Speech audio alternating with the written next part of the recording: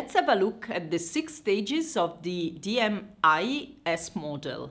Denial is the first stage of ethnocentrism. It takes place when people or group members believe that cultural differences do not exist. Even unconsciously, individuals that are in the stage of denial believe that their own culture is the only real one. When the denial perception of cultural diversity is predominant in a person or in a group, proximity to differences is avoided, physically or psychologically, to maintain the sense of denial. Individuals in this stage of denials are most comfortable with familiarity. They seek out others who are culturally similar, but they are not motivated to encounter cultural differences. A typical behavior observable is isolation, either physical or social, from people who are different.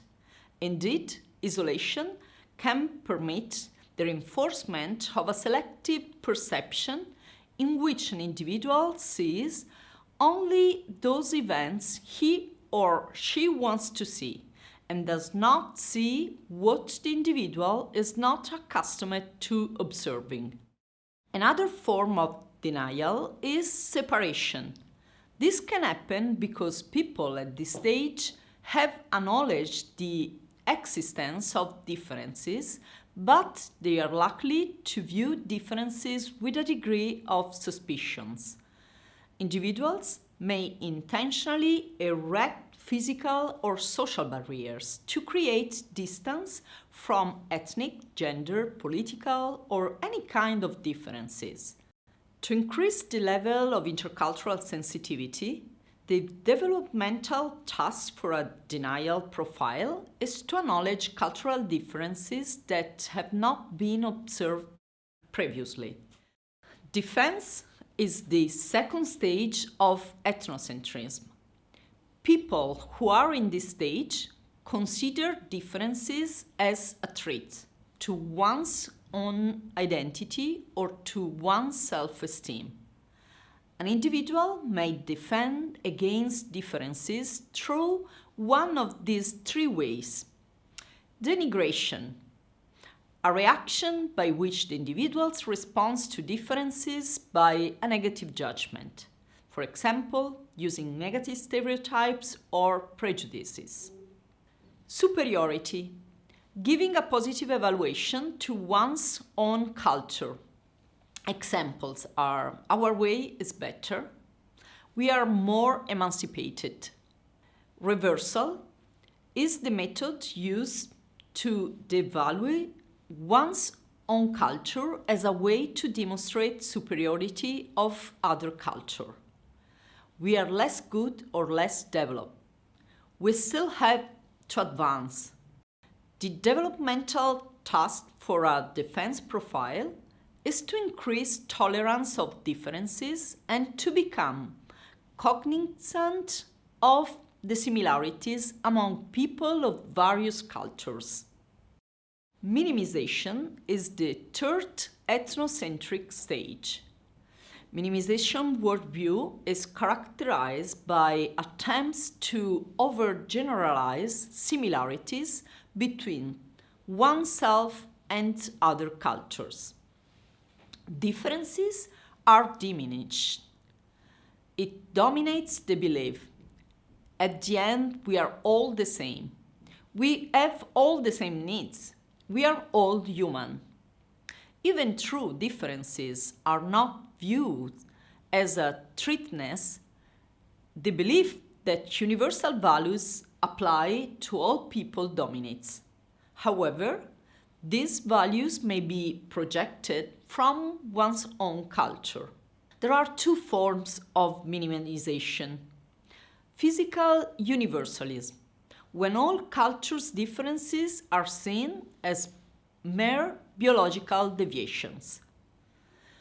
Transcendent universalism, when all individuals are considered as the product of one transcendent and universal entity. The developmental task for a minimization profile is to continuous learning about one's own culture and to avoid projecting that culture into experience of others. In order to embrace an ethno-relative perspective, one person needs to be able to see one's own culture only relative to one other, and needs to understand one particular behavior within a certain cultural context. The ethno-relative stages are viewed as a way to seek out cultural difference by understanding the importance of difference, by altering one's own perspective to take into the perspective of others, or by integrating the importance of differences into one's own identity. The first ethno-relative stage is acceptance. And acceptance doesn't necessarily mean agreement with different viewpoints, but differences are acknowledged, and respected difference is considered important.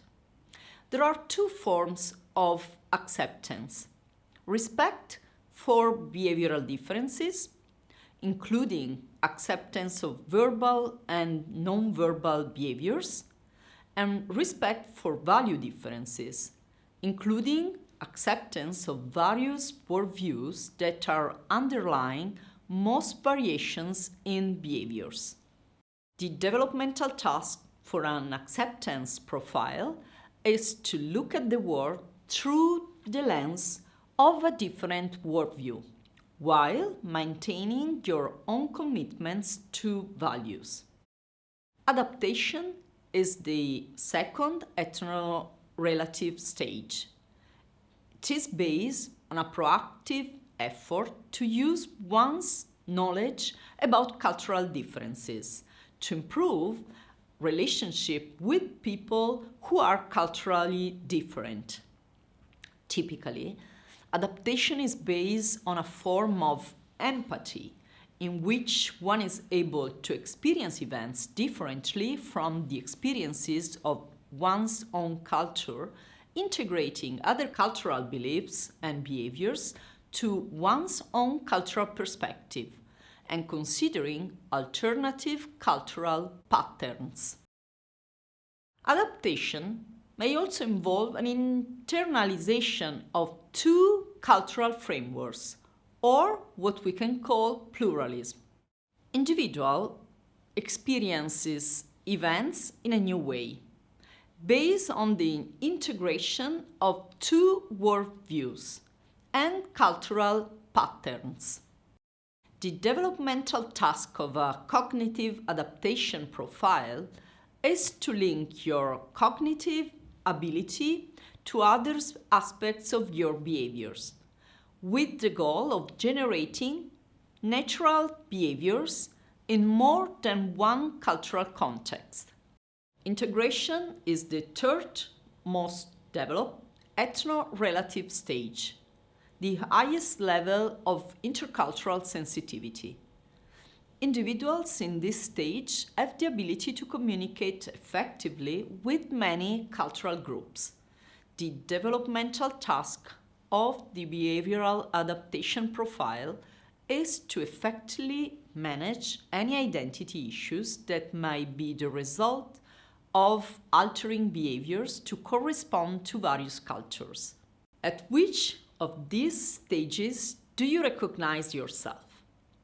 And your students, at which stage are they?